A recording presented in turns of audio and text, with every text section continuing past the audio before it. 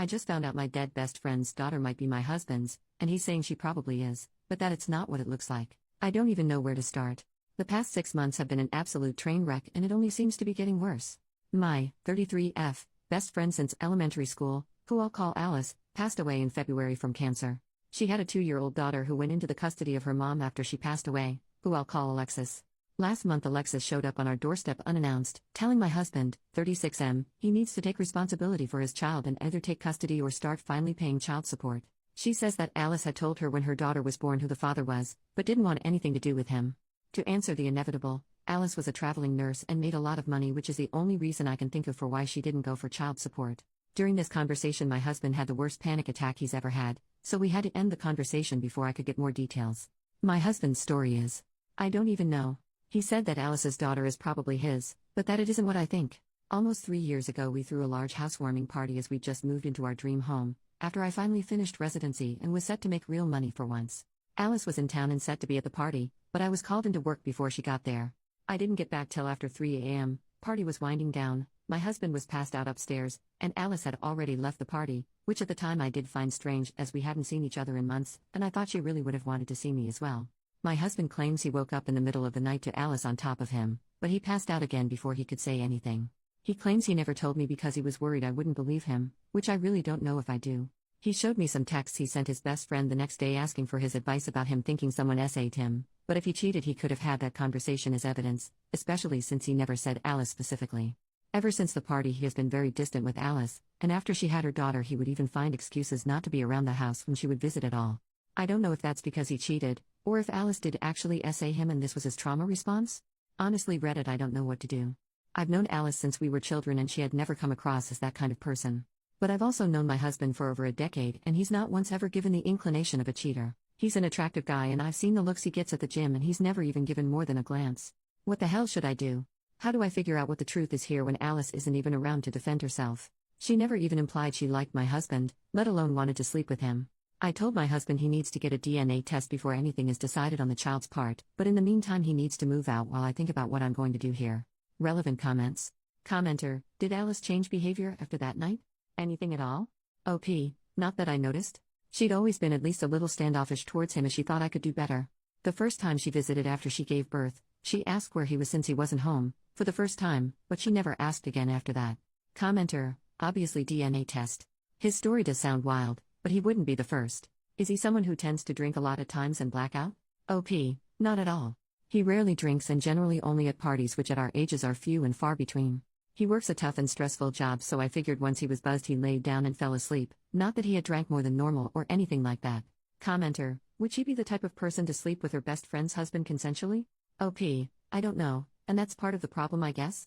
I went through everything with her, so to reconcile the woman I knew for most of my life with someone that would betray me in either way is so hard. Commenter, is your husband the conniving type? OP, he's smart, smarter than I am, which, not to sound conceited, means he is really, really smart. He does think tank type work as a contractor, so planning things is literally his job. If he ever thought he could get caught for cheating, I think he'd be smart enough to cover his tracks. Commenter, who did Alice say was the father of the baby? OP, she told me it was a man she met while in another state for work. Short-term fling. Commenter, and how did your husband react to Alice's death initially? Did his response seem normal, or like what you would have expected? OP, I honestly don't know. I was going through a lot at the time, understandably. I didn't notice any changes in him. Commenter, why does he need to move out? Your friend SA'd him, and he even texted his friend the next day. OP, I needed space to think, it's only temporary, for a few days at most. I've been trying to think on this for the past 2 weeks, but it's impossible to do when he's here, as all I can see when I look at him is my best friend. Dealing with her death the first time was hard enough, adding in the new feelings of betrayal, if it was an affair, or betrayal and disgust if it was SA, are making it even harder. Commenter, she would have told you on her deathbed if it was an affair. But she didn't. That only makes sense if she was in the wrong. OP, thank you. I don't know what it is about this part, but it just clicks with me. You're absolutely right. With her level of disdain, if it was an affair she certainly would have told me, if only to separate us, especially on her deathbed. I was in the room with her, holding one of her hands. She obviously took this to her grave, and the only reason she would is if she SA'd him probably. Thank you. Update on the same post. After talking with you guys, I've come to the realization that my husband is being truthful. My best friend SA'd him. Several people pointed out that with Alice not liking my husband, if it was an affair, she would have told me when she was dying, if only to separate us. You're absolutely right. I was there, in the room while she passed. I held her hands for days, we talked about so much. If it was just an affair, she would have told me.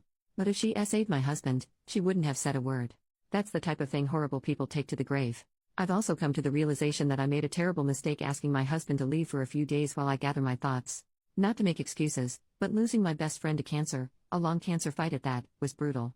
To say that I was devastated wouldn't do it justice. That it happened only 6 months ago, and I'm still feeling it every day. So to have this thrown on me? It's like I'm losing her all over again. Either she betrayed me and screwed my husband, or she betrayed me and essayed my husband. Not only have I lost her, but now I've lost the good memories, an entire lifetime's worth. It was impossible for me to look at him and not also see her, and be struck with the horror and realization of that loss all over again. I felt I needed to be able to break down, grieve, and think without the fresh wave of loss I got every time I saw him. It was wrong of me to ask him to leave, you're right though, and as of a few minutes ago I've righted this wrong. I called my husband, I apologized, told him I believe him, and begged him to come home. He'll be here in half an hour at most, and I'm going to support my husband the way I know he would have supported me. I've been an off and on Reddit user for several years, and sometimes the advice given on subreddits like these can be a bit hit or miss, but today you guys did good. You've helped me realize not only that I was wrong and being stupid at that, but that I was hurting the person that needed me the most. I was selfish. I have no idea what we're going to do as far as the potential daughter is concerned, but I can assure you we'll deal with it together. It's going to take a lot of time, and probably a lot of therapy, to grieve this new loss. I feel numb now, as though I'll never cry again. My best friend essayed my husband, which means she was no friend of mine. She flaunted it, coming to my house, sitting with me, and gabbing.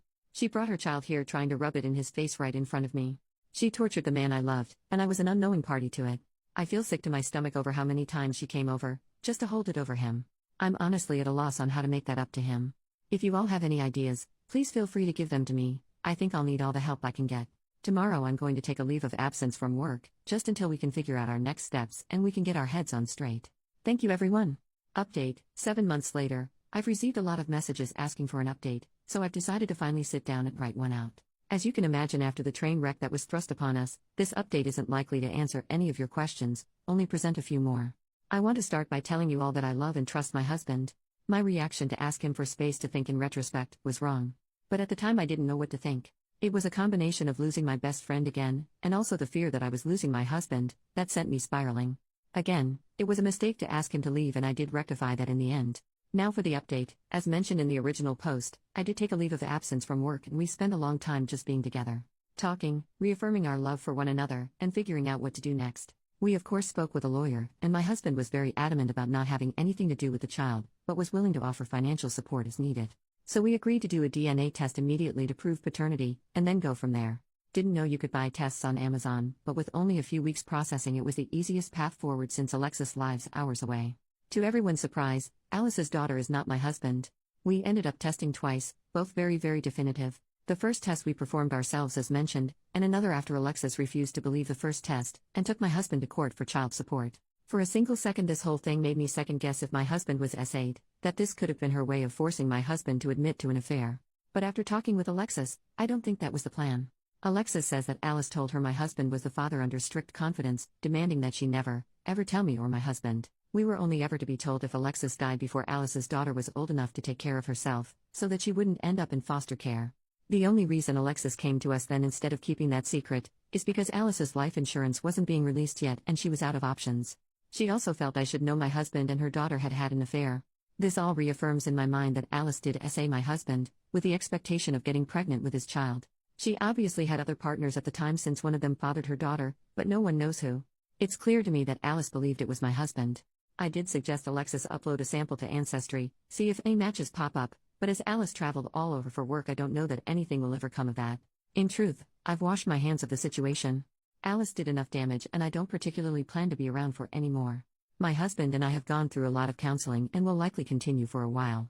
This whole situation damaged us both, my husband more obviously, and I don't think we'll fully heal for a very long while. To answer a few questions. No, sadly there isn't a hidden diary or text to explain what the hell was going on. My husband and I are not getting divorced. He understands why I reacted the way I did and has been strong when I was weak before.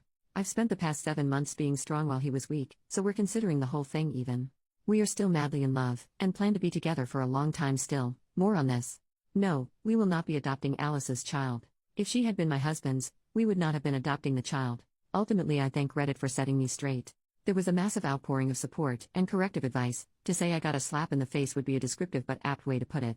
I needed it then, and I thank you for it. To say that you may have saved my marriage is an understatement. I do, however, have some good news. During my leave of absence, while my husband and I rediscovered what makes us love each other the most, I got pregnant. We're expecting our first baby, a girl, in a little over 3 months, and my husband and I are ecstatic. And no, we will not be naming her after my dead ex-best friend.